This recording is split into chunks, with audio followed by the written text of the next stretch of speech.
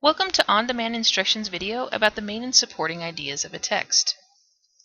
This presentation is based on the Common Core Standards in Literature. We will cover Common Core Literature Standard 2, determine a central idea of a text, and analyze its development, including how it emerges and is shaped and refined by specific details. Provide an objective summary. In this lesson, we will talk about the main idea and supporting ideas of a paragraph or text. By the end of this lesson, we should be able to know what it means when we talk about a text subject, main idea, and supporting ideas. We should also be able to identify the main idea of a passage of a text, as well as any major or minor supporting ideas. We will use our understanding of main and supporting ideas to make outlines and summaries of texts. All types of text want to convey something to the reader. What the text talks about, the topic, is called the subject of the text. What the writer wants to say about the subject is called the main idea. The main idea is a statement that can be derived from a paragraph which summarizes the information into one single idea. It shows what the subject is and what the writer wants to say about the subject.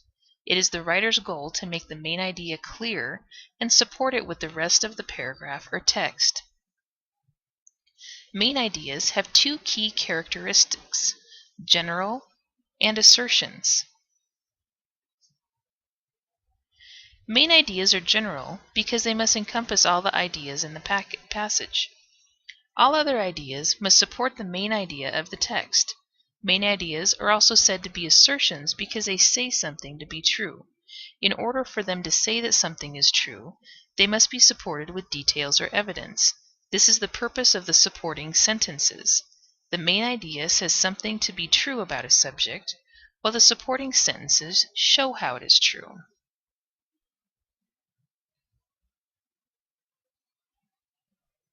Topic sentences are statements in the text that clearly express the main idea, often at the beginning of the paragraph.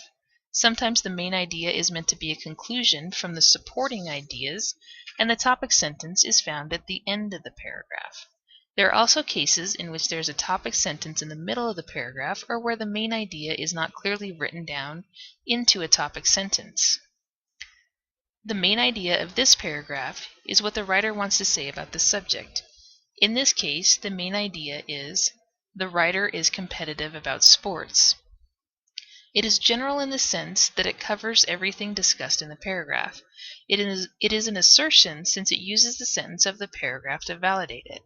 The first sentence, I am competitive when it comes to sports, is similar to the main idea of the paragraph and is therefore considered a topic sentence.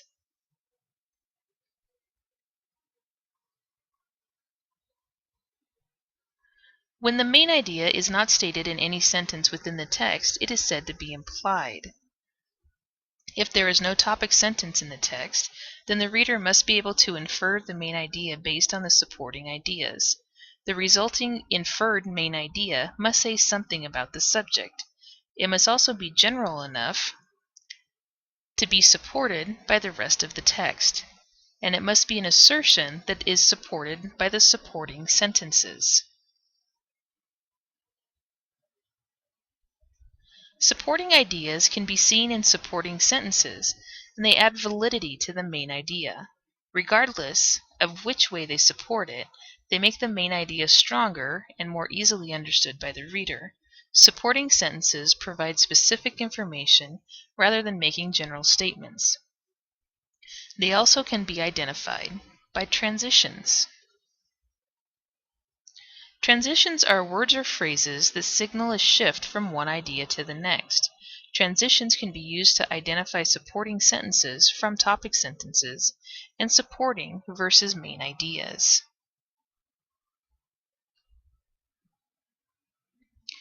Here's a list of common transitions that indicate that the sentence they contain are supporting sentences.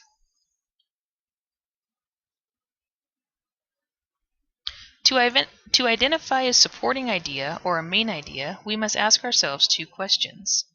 1. Is the sentence's idea general enough to be a main idea, or does it give a specific detail? And 2, does a sentence contain a transitional word or phrase that indicates it to be a supporting idea?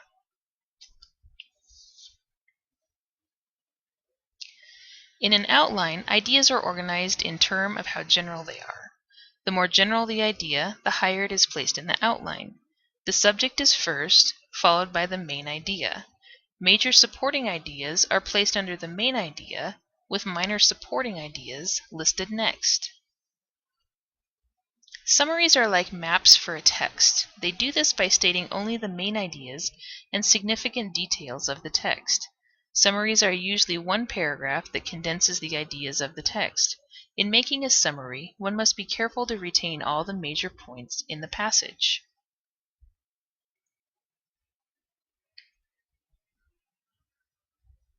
Identifying the main idea is an important step in understanding the passage that one is reading. Identifying how the writer supports his ideas allows us to be able to understand exactly what the writer is trying to say.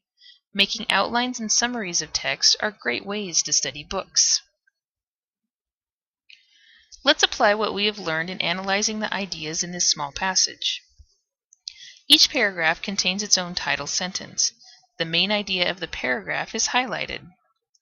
Each topic sentence says something about the subject.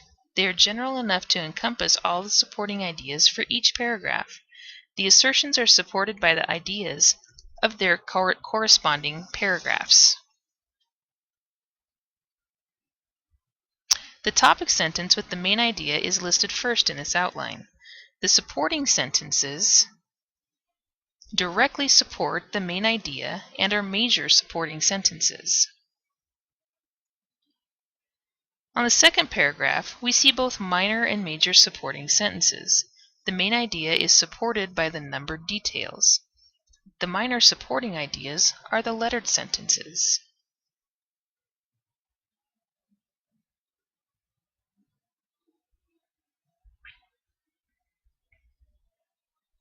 In the third paragraph, there's also a main idea, major supporting ideas, and minor supporting ideas.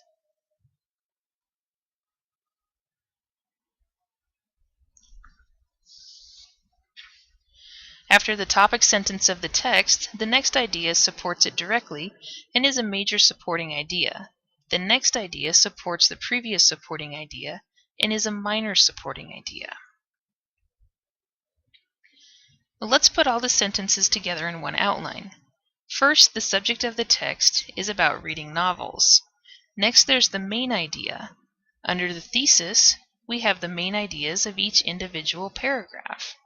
Consider the summary of the text. None of the sentences give the entire main idea, but imply it. Here are some activities to practice what you've learned.